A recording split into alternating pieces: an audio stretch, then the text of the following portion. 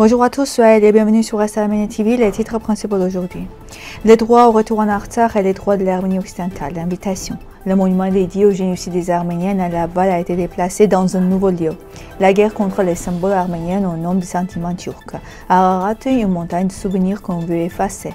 Bakou appelle à voir dans chaque Arménien un terroriste potentiel, l'envers de la paix apparente. Le symbole du génocide ne doit pas être effacé. Des lieux esthétiques pour ménager les nerfs des voisins. La formation de l'État de Bakou est le problème de l'ethnogenèse. Le 20 septembre à 17h, une discussion publique régulière sur le thème le droit au retour en Artsakh et les droits de l'Arménie occidentale se tiendra à Erevan. Scientifiques, historiens, personnalités publiques et citoyens intéressés participeront à cet événement qui abordera ensemble des questions importantes de notre histoire et de notre présent. La conférence est organisée par le Conseil national d'Arménie occidentale. Le monument L'Espoir dédié au génocide arménien et conçu par le sculpteur canado-arménien Ardo Jakhmachian a été installé au parc de Consinel à Laval. Symbole de crucifixion, résurrection et renaissance, rend hommage aux 1,5 million de victimes de 1915 et affirme l'espoir qu'aucun crime contre l'humanité ne se reproduise. Visible et accessible à tous, il sera préservé et entretenu par la municipalité en accord avec la communauté arménienne locale. Le quotidien Fact annonce que dès le 1er novembre, l'image du mont Ararat sera supprimée des tampons d'entrée et de sortie d'Arméniens. Selon Armen Grigoryan, secrétaire du Conseil de sécurité, il faut éviter tout symbole pouvant susciter des sentiments différents chez les voisins. Cette décision est vraiment critiquée comme un signe de soumission aux intérêts turcs et l'effacement progressif des symboles nationaux. Certains y voient aussi une dérive vers la censure culturelle et une atteinte à l'identité arménienne. À compter du 1er novembre 2025, l'image du mont Ararat sera retirée des marquages frontières de la République d'Arménie. Le journal Ali considère cette décision comme une atteinte à l'identité spirituelle nationale des Arméniennes. L'Ararat est au cœur de la mémoire historique et de l'identité arménienne depuis des siècles. Dans les travaux scientifiques et culturels internationaux, et est présenté comme le principal symbole de l'arménité. Comme l'a souligné l'homme d'État britannique James Price, l'Ararat est un élément essentiel du discours sur les Arméniennes.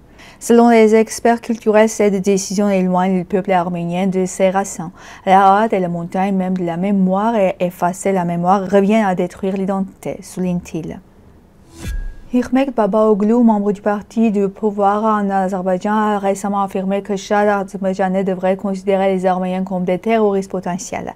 Cette déclaration illustre l'arménophobie d'État nourrie depuis des années par des médias pro-gouvernementaux qui façonnent l'image de l'ennemi et entretiennent la haine.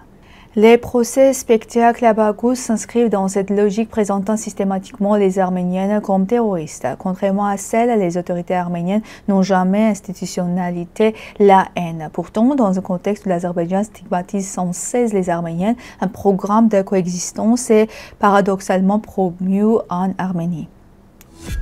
Le gouvernement arménien a décidé de retirer l'image du mont Ararat des tampons d'entrée et de sortie dès novembre, sous prétexte de ne pas contrarier les voisins.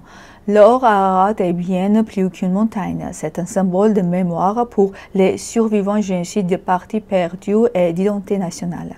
Présent depuis des siècles dans les armoiries, les rachkas, les monastères et les foyers arméniens, il n'a jamais exprimé une revendication territoriale, mais une boussole culturelle. Sa suppression est perçue comme une concession dangereuse, un affaiblissement des valeurs nationales face aux pressions extérieures. Selon Ruben Djambazian, renoncer au symbole, c'est risquer la lande des intégrations d'États sous couvert de paix. La politique arménienne repose souvent sur le principe de ne pas importuner un voisin. Mais lorsqu'il est question de l'Ararat, l'Arménie occidentale ou de l'Artsakh, les concessions se transforment en une distorsion de la mémoire nationale.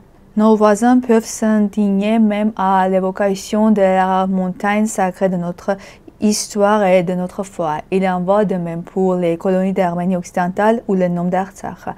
Mais si les Grecs continuent de parler d'épées, les Allemands de Königsberg, les Japonais de courir, pourquoi ne pas préserver la mémoire de notre héritage historique? L'Arménie occidentale et l'Artsakh ne sont pas seulement des territoires, mais des éléments indissociables de notre identité. Les réduire au silence et abandonner notre histoire. Anoucha Roussinian, PhD, a parlé de l'émergence de l'État azerbaïdjanais en Transcaucasie orientale, de la formation d'une nouvelle ethnie azerbaïdjanaise, de la base de documents d'archives du livre L'émergence de l'État azerbaïdjanais, le problème de l'ethnologène des Azerbaïdjanais, de la falsification historique azerbaïdjanaise, des changements démographiques, des frontières inexistantes de l'État azerbaïdjanais en 1918-1920 et des tendances anti-soviétiques, puis anti-russes des Azerbaïdjanais dans les années 1920-1930 lors de la série d'émissions Discussion de l'Arche de Noé. C'est tout pour aujourd'hui. Merci d'être avec nous. Au revoir.